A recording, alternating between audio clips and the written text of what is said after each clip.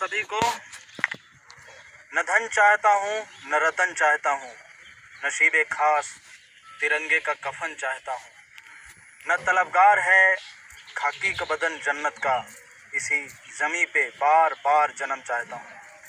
74वें स्वतंत्रता दिवस समारोह की आप सभी को बहुत बहुत शुभकामनाएं।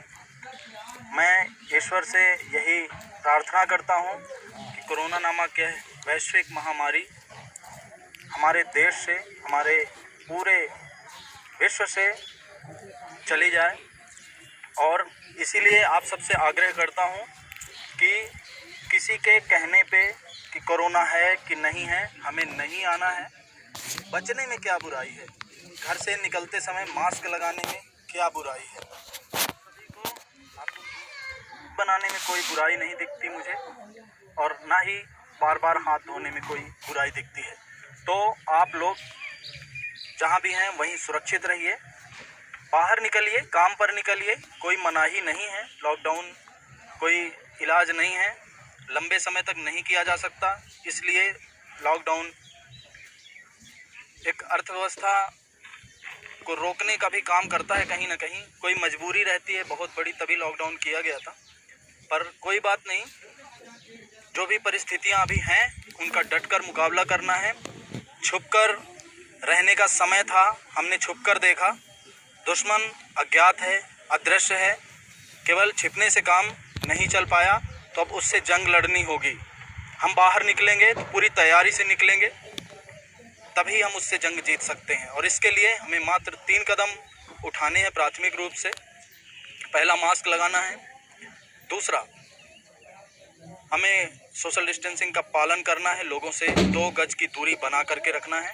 और तीसरा, अपने हाथों को बार बार धोते रहना है और सैनिटाइजर का उपयोग करना है। हमें केवल इतना करना है।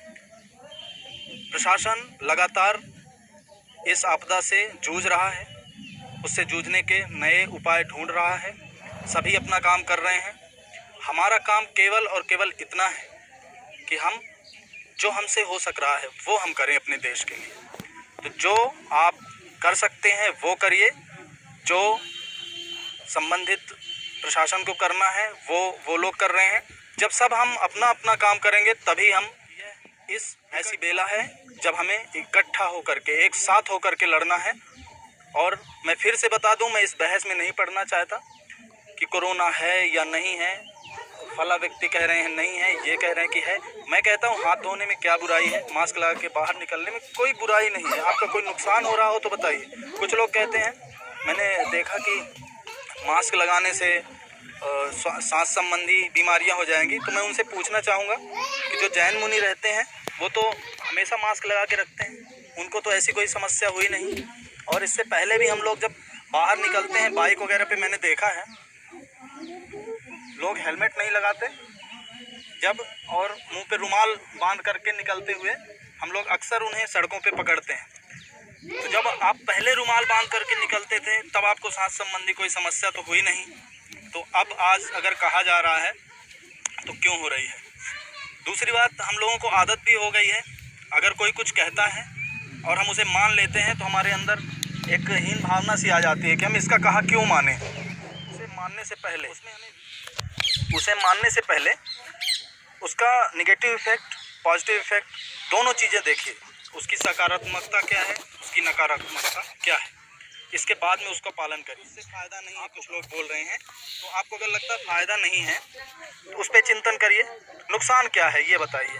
कोई नुकसान नहीं, फ़ायदा मैं बता रहा हूँ। कोरोना से बचाए ना बचाए, आपको धूल से तो बचाता है।